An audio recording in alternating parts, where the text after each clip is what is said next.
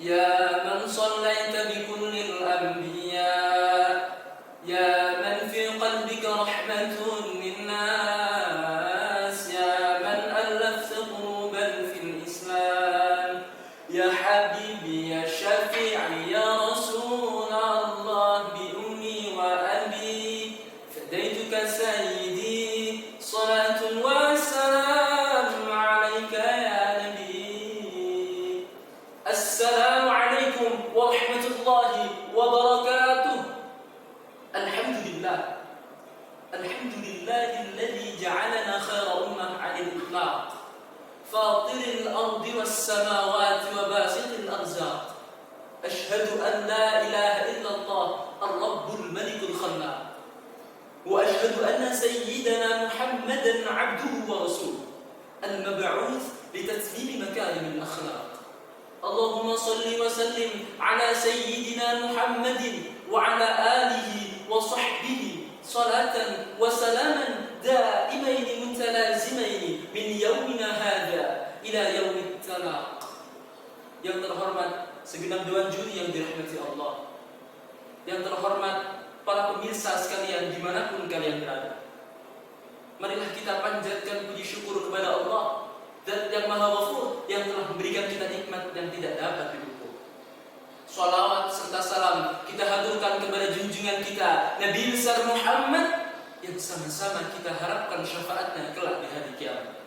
Muslimin dan muslimat yang dirahmati Allah, apabila kita melihat dari sudut pandang psikologi perkembangan, dunia nampak semakin tua, manusia semakin cerdas, pengetahuan semakin dewasa, dan teknologi pun semakin canggih. Namun, apakah hal tersebut membuat kehidupan kita menjadi semakin baik, semakin nyaman, semakin sejahtera baik secara lahiriah maupun batinnya? Belum tentu. Mengapa bisa demikian? Karena tidak seimbangnya antara kualitas intelektual dengan kualitas spiritual. Lantas, hal apa yang dapat menjadi solusi agar hal tersebut tidak terus terjadi? Pemudalah yang dapat menjadi kunci, dan pendidikan agama menjadi solusi agar dapat terus membentengi dan memberi nutrisi bagi pemuda saat ini demi kemajuan bangsa dan agama. Maka dari itu, perkenankan saya menyampaikan pidato yang berjudul Revitalisasi Akhlak Pemuda melalui Pendidikan Agama. Muslimin dan muslimat yang dirahmati Allah, jika kita saat ini mau sadar dan membuka mata untuk melihat keadaan sekitar kita, sudah seharusnya harus kita muncul rasa simpati dan peduli untuk terus sama-sama mengubah karakter pemuda saat ini demi kemajuan bangsa dan agama. Karena pemudalah yang menjadi modal terpenting bagi kemajuan bangsa dan agama.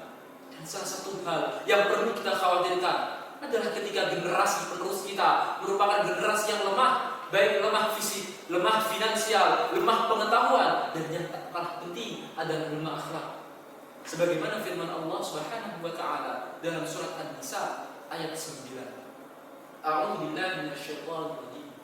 Wal yakhshal ladzina law taraku min khalfihim dhurriyyatan dha'afan khafu 'alaihim falyattaqullaha wal yaqulu qawlan sadida. Dan hendaklah takut kepada Allah orang-orang yang sekiranya meninggalkan generasi yang lemah di belakang mereka, yang mereka khawatir terhadap kesejahteraannya. Muslimin dan muslimat yang dirahmati Allah, setiap orang pasti menginginkan generasi setelahnya merupakan generasi yang kuat, yang taat, yang jauh dari segala maksiat, serta dapat meneladani akhlak Nabi Muhammad. Lantas, apakah generasi yang berkualitas merupakan karunia cuma-cuma yang diberikan oleh Allah Subhanahu wa taala kepada kita? Tentulah tidak. Haruslah ada upaya dan usaha yang keras untuk mencetak dan membentuk generasi yang berkualitas demi kemajuan bangsa dan agama. Bagaimana caranya? Allah Subhanahu wa taala berfirman, "Wa idz qala al-qaman li banihi wa huwa ya'izuhu ya bunayya la tusyrik billah inna syirka la dzulmun 'adzim."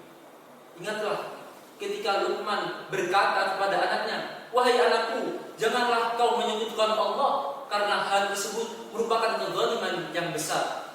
Dan pada ayat yang lain juga dikisahkan, "Ya bunayya aqimis salata wa'mur bil ma'ruf wa nha 'anil munkar wasbir 'ala ma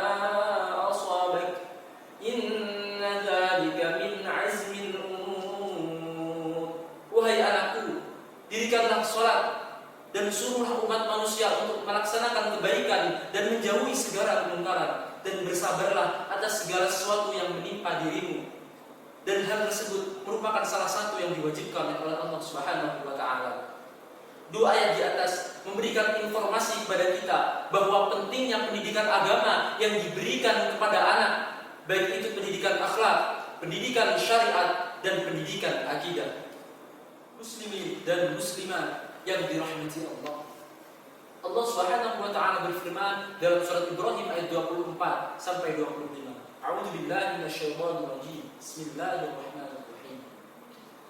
Alam tara kaifa daraba Allahu mathalan kalimatan thayyibatan ka syajaratin thayyibatin asluha thabitun wa far'uha fis sama' tu'ti ukulaha kulla hinin bi'izni rabbiha wa yadribu Allahu al-amsala lin-nasi la'allahum yatadhakkarun. Dua ayat di atas memperumpamakan seorang mukmin bagaikan pohon yang baik. Jika kita renungkan ayat tersebut, indikator pohon yang baik atau berkualitas ada tiga hal. Yang pertama, asluha thabitun, akarnya menghujam ke bumi. Akar yang kuat akan menjadi dasar dan tumpuan tumbuhnya pohon yang besar. Yang kedua, far'uha fis sama', dahannya menjulang ke langit. Pohon yang berurat berakar pasti akan menumbuhkan batang yang besar, dahan dan ranting yang banyak, daun yang lebat. Ia akan memberikan oksigen yang jernih dan memberikan kesejukan bagi manusia, hijau dan menyejukkan. Yang ketiga, tu'ti ukulaha kullahin, berbuah setiap waktu. Pohon yang baik tidak hanya berurat berakar, tidak hanya berdahan besar, tapi juga selalu mengeluarkan buah yang banyak dan enak. Tidak hanya pada satu musim, tetapi pada setiap musim. Ia akan memberikan manfaat tidak hanya pada pemiliknya, tapi kepada orang lain. Inilah perumpamaan orang mukmin yang berakhlakul karimah, selalu memiliki akidah dan syariat yang kuat sehingga menghasilkan akhlakul karimah. Akhlakul karimah inilah yang saat ini mulai pudar di kalangan masyarakat, terutama di kalangan pemuda. Pendidikan karakter tidak bisa diaplikasikan kecuali jika ada yang menjadi contoh. Dan di dunia ini tidak ada yang menjadi contoh kecuali Nabi Muhammad SAW. Karena beliaulah yang menjadi suri tauladan dan menjadi rahmat bagi seluruh alam. Muslimin dan muslimat yang dirahmati Allah, dengan perantara pendidikan agama, semoga kita semua, khususnya para pemuda, dapat menjadi mukmin yang sempurna imannya, yang bermanfaat bagi lingkungan sekitarnya, dengan meniru akhlak sang baginda, sehingga tercipta kehidupan yang aman dan sejahtera. Amin amin ya rabbal alamin. Kurang lebihnya mohon maaf. Ihdinas siratal mustaqim. Summa assalamu alaikum warahmatullahi wabarakatuh.